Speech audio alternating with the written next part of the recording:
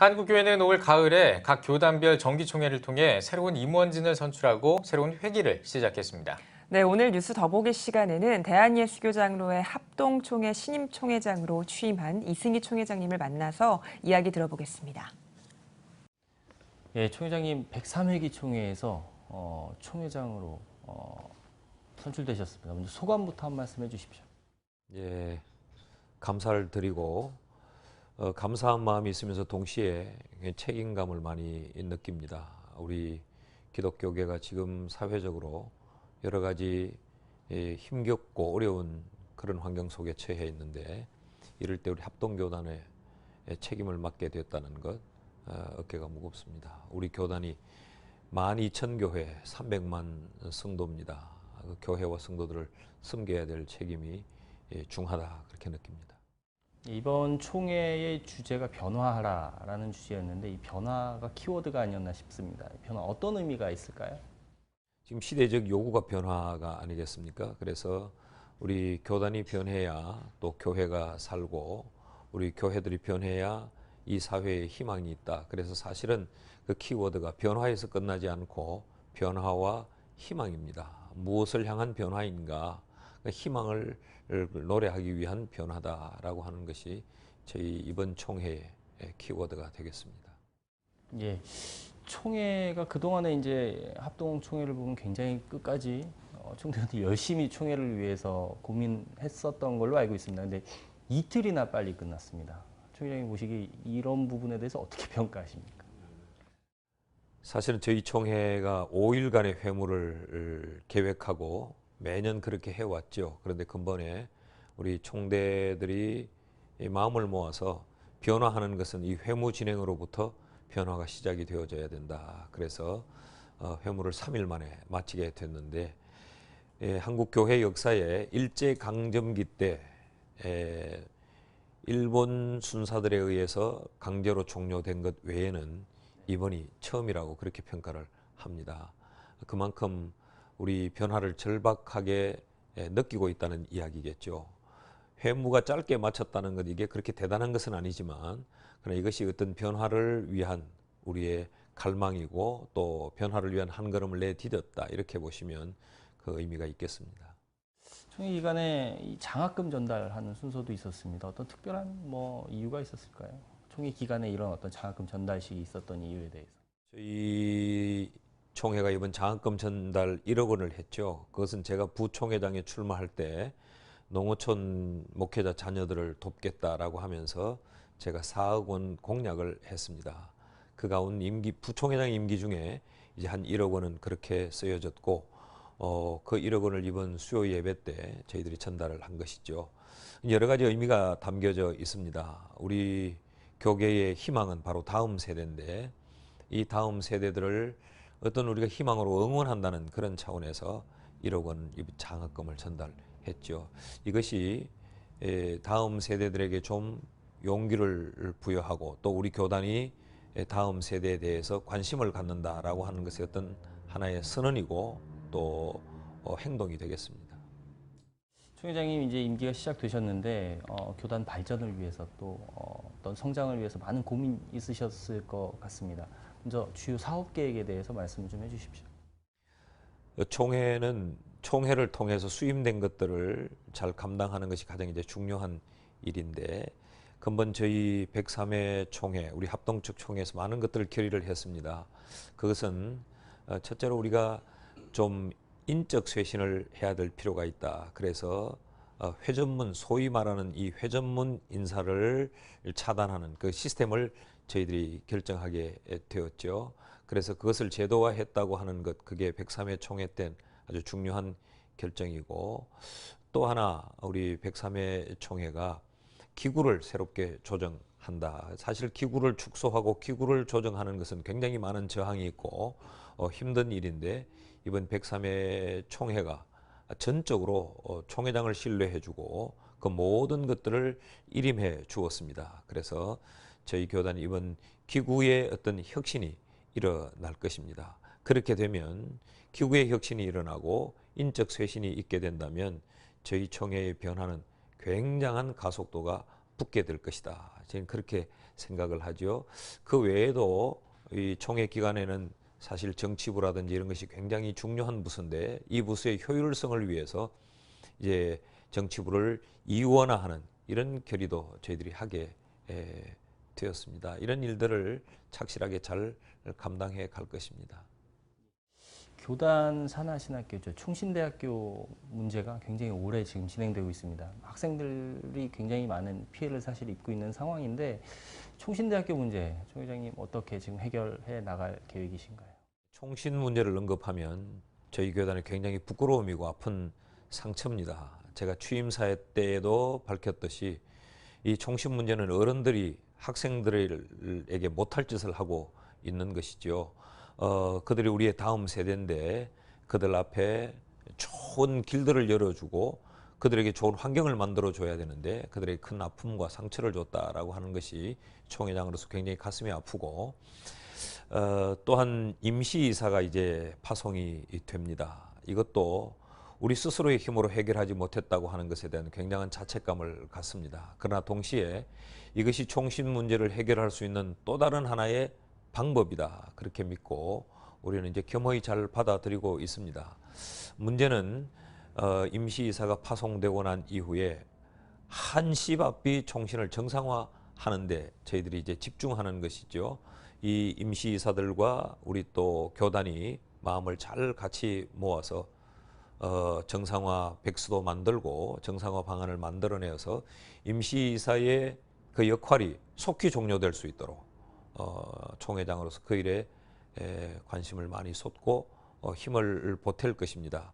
그것이 학생들을 위로하는 길이고 우리 학생들을 위해서 우리 어른들이 해야 될 책임이 아닌가 그렇게 생각을 합니다. 예. 한국교회가 공이 가지고 있는 고민이 아닐까 싶습니다. 지금 굉장히 다음 세대에 대한 고민들이 많은데요. 혹시 이 다음 세대 부흥을 위해서 총 회장님 어떤 생각 갖고 계신지 좀 궁금합니다. 다음 세대 부흥을 위해서는 1차적으로 우리 현 기성세대가 관심을 가져야 한다라고 생각합니다. 그래서 조금 전에 말씀을 드렸듯이 저희 교단이 이 총회 회기 중에 1억 원의 장학금을 전달한 것도 관심을 모으자라고 하는 것이죠. 관심이 있어야 된다라는 것이고 두 번째는 저희 교단에 이제 교육부가 있고 또 우리 본부 내에도 교육국의 이제 교육진흥원을 더욱 더 활성화시키기로 이번에 결의를 했습니다. 다른 교단에 비해서 못지않게 저희 합동교단의 주일학교가 잘 되고 있습니다. 그러나 이걸 더 잘 발전시켜야 된다 그런 마음을 가지고 있고 또 하나 이번 부총회장, 목사부총회장으로 당선되신 분이 우리 한국 교계의 주일학교 사역에 굉장히 헌신했던 분이고 또 많은 역할을 감당하셨던 분이에요. 그러니까 잘 부총회장님과 의논하고 우리 총회 전 직원들과 의논해서 주일학교 사역에 더 박차를 가하겠습니다. 요즘에 이 뭐 차별금지법이나 동성애를 비롯해서 사회적으로 반성경적인 움직임들이 참 많습니다. 이런 사회 분위기 속에서 합동총회가 해야 할 역할이 있다면 어떤 역할이 있을까요?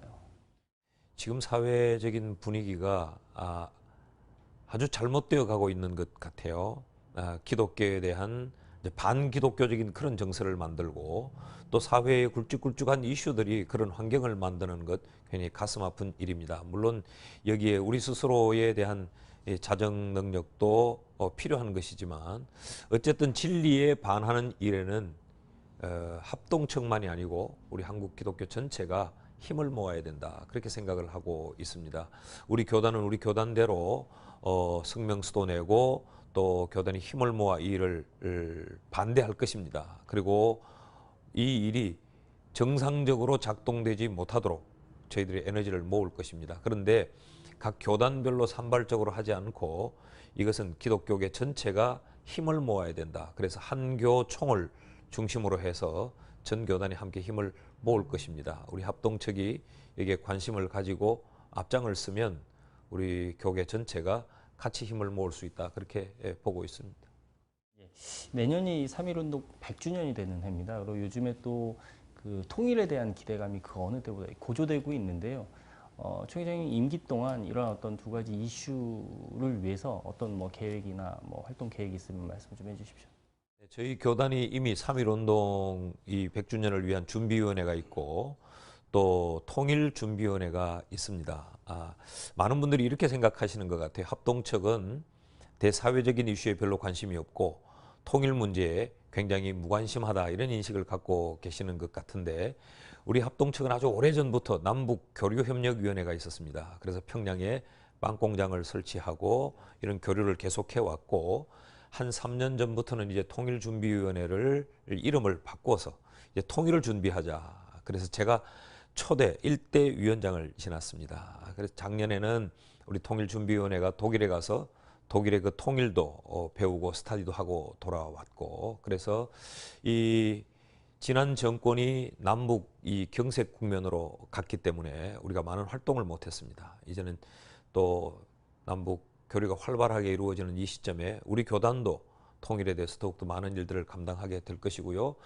또 이 사회의 이런 어떤 굵직한 이슈들 이것은 진리와 관계된 문제입니다. 동성애라든지 여러 이런 문제들은 우리 기독교 신앙과 관계된 문제이기 때문에 결코 가만히 침묵할 수 없는 것이죠. 교단이 연합해서 힘을 모아서 행동하겠습니다. 예. 그 한국교회 연합운동에 대한 필요성과 목소리는 계속 꾸준히 있어 왔습니다. 근데 사실 지금까지 굉장히 지지부진한 상태로 유지되고 있는데 합동총회가 한국교회에서 이제 주요 교단으로 가장 큰 교단인 만큼 또 그 역할이 중요할 것 같습니다. 총회장님 임기 동안에 한국교회 연합운동에는 어떻게 또 동참하실 계획이시죠? 열심히 하겠습니다. 열심히 하고 사실은 이게 다 조금씩만 마음을 비우면 연합운동이 잘 될 수 있는데 마음을 비우지 못했다는 것이 연합운동의 큰 저해 요소다 그렇게 생각을 합니다. 이제 한교총을 보시면 연합이 잘 될 수 있는 시스템으로 지금 만들어져 가고 있습니다. 그래서 어떤 특정한 교단의 기득권을 강조하기보다 온 교단들이 함께 힘을 모으는 그런 구조로 되어 있기 때문에 우리 합동 측도 앞장을 서서 열심으로 연합운동에 힘을 쓰겠습니다.